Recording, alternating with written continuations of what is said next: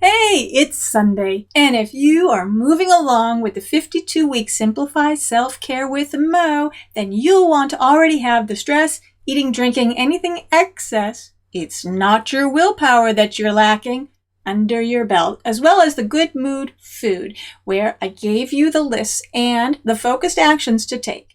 That would bring you up to today, where we will use last week's focus action, layering on and amping up how to retrain your brain with reframing.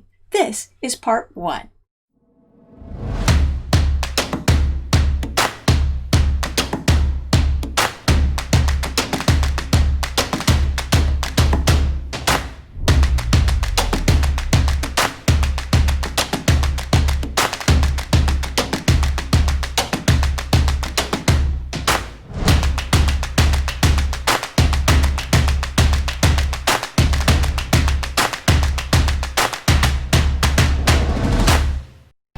If you are new here, I'm Mo, and over 52 weeks, I'm sharing the exact process of setting your body up to achieve your goal, any goal. So everyone who wants to start from week 1, I've put together the exact email sequence to walk you through each week, linking you to these videos in the exact order needed so you can layer on the amazing focused actions in their order, along with extra tips and tools that set your body up to achieve your goal.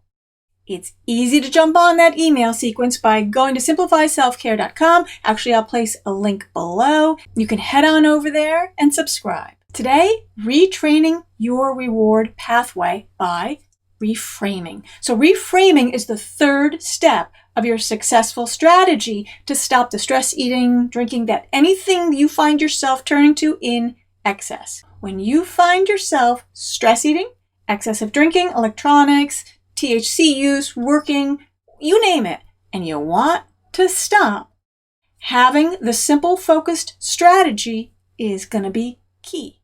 Remember, we are using food as the example in the focus strategy because it's the topic I get the most emails about. But this focus strategy is the same when it comes to whatever it is you would like to stop turning to. So whatever habit, plug it into the strategy. The strategy that I'm sharing has 4 focused actions. Focused action 1 is to arm yourself with the facts. Like everything we do, you arm yourself with the facts of how your amazing body works when it comes to knowing what's going on. Because when you're aware, then you can choose information that makes the most sense for your body. Knowing what's going on in your amazing body helps you to focus your efforts on the actions that will get you results. We covered that in stress, eating, drinking, screen time. It's not the willpower that you're lacking at all. And focusing on willpower will only set you up for failure and move you further away from your goal. Instead, we place the focused actions on your reward pathway. It's where your effort will pay off. So that was step 1. Step 2 of this simple focus strategy is to take the focused action of strategically setting up what you'll use as support of your reward pathway.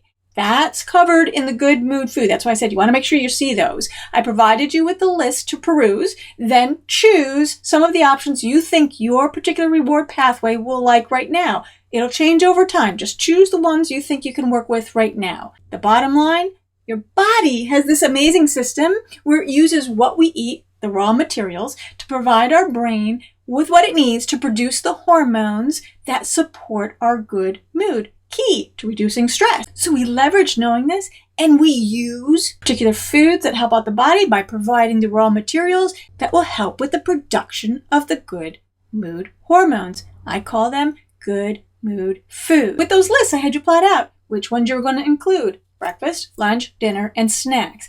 Why? Because these foods are not only providing a multitude of good for your brain, they're also providing your body morning, noon, and night with small amounts of the raw materials. This reduces our body's stress, wrapping us all the way back to supporting our HPA axis. That's where we started in week 1. So if you've been with me since the beginning, you know the power of these 3 organs, the HPA axis, And they're involved here too, which is why we're starting with them. These 3 organs are the biggest influencers on every single goal. And what I did was I made a quick little animation so you can see exactly how simple it is. You make your micro decision to expose yourself to the good mood foods consistently throughout the day. That, added to reframing, equals a change in your reward pathway over time, done over and over and over again. Take a quick look.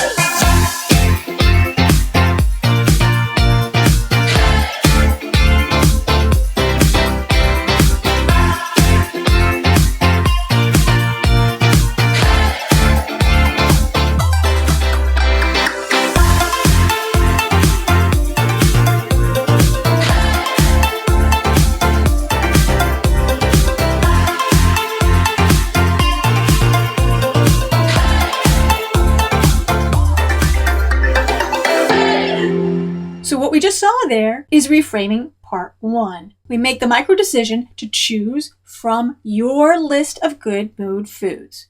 You consciously focus on what you like about your chosen foods and you exaggerate it. Oh, I love the taste, I love the color, I love the smell, I love the texture, anything. Hook it to a memory. Everything you can think of, literally. Reframe your thoughts about this good mood food every single time you're putting it in your mouth. My energy is better when I eat this. My chronic issues will fade. My sleep will improve. My mood is way better eating this. My bowels love this food. Your skin looks way better when you eat it.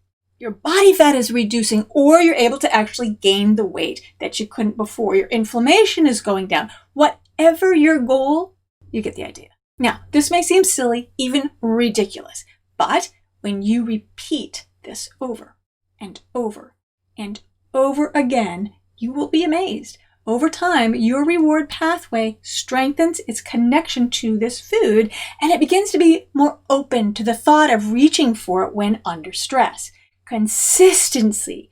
Each meal, each snack, when eating, take a nanosecond with the good mood food that you've opted to include and spend a moment reframing it. Make a big deal about it. Like you would a toddler. Put it in all its glory, strengthening the reward pathway's connection. That you want to do that more and more until you notice you actually went for a good mood food without specifically taking the micro decision of trying. It's amazing. The bottom line, if you do this for the next week, you're going to be halfway there to the reframing technique. Your consistent, repetitious, focused action of choosing the good mood foods and thoughtfully building a stronger connection to them using positive thoughts over and over and over will retrain your reward pathway and build the desire to reach for those items as your happy hormone hit. Slowly, it'll become stronger and stronger, and you're going to realize you've successfully used part 1 of reframing, and you're going to be way more inclined to keep using reframing when you realize the exponential benefits that your body is receiving. I know you've got this. Put it in play. Start reframing today. Next time, we'll do part 2.